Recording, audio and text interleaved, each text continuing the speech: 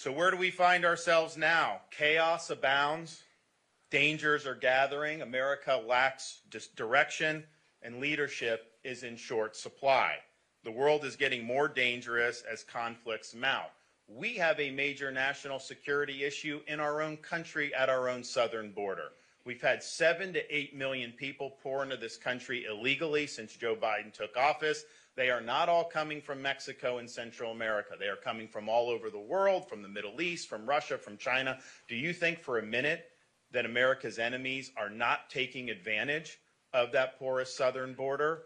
So dealing with that border is not just the right thing for the United States in terms of the rule of law and our economy. It is a national security issue, and it's one that we need to tackle. The Hamas terrorist attack against Israel raises yet another front in global conflict. How did this happen? It happened because Iran funded and orchestrated the attack against the people of Israel. And this is the most deadly terrorist attack on record, and there were more Jews killed on October 7th than at any time since the Holocaust.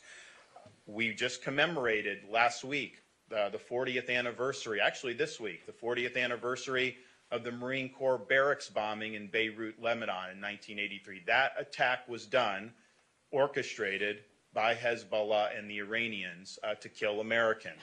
And when I was in Iraq, Iran was killing our troops left and right. So they have a long history of fomenting jihad throughout the Middle East and killing not just Jews, but Americans. It's important that we say as Americans that Israel has the right to fully defend itself against these barbarous attacks. You can't just sit there and have a terrorist group on your border who's going to behead your babies, rape women, and massacre elderly people and think that you can do a glancing blow and somehow that's going to take care of it. They need to end Hamas once and for all, and we should be supportive of that, not just publicly, but also in private, not just in words, but also in our deeds. It's important that we do it.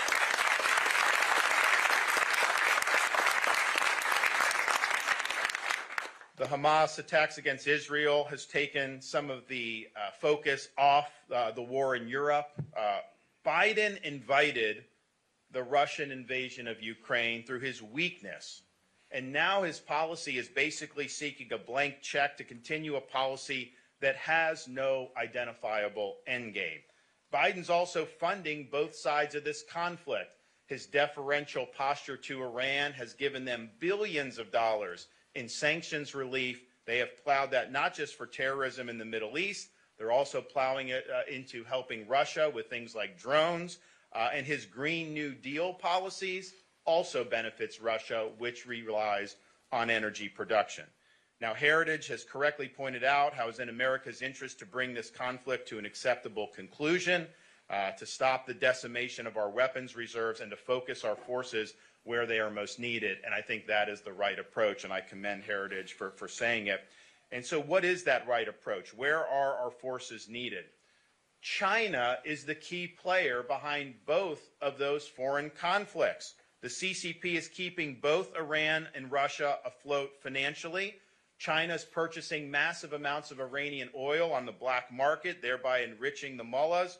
And Russia is selling China gas and much, much more, and that is bolstering Russia's war machine.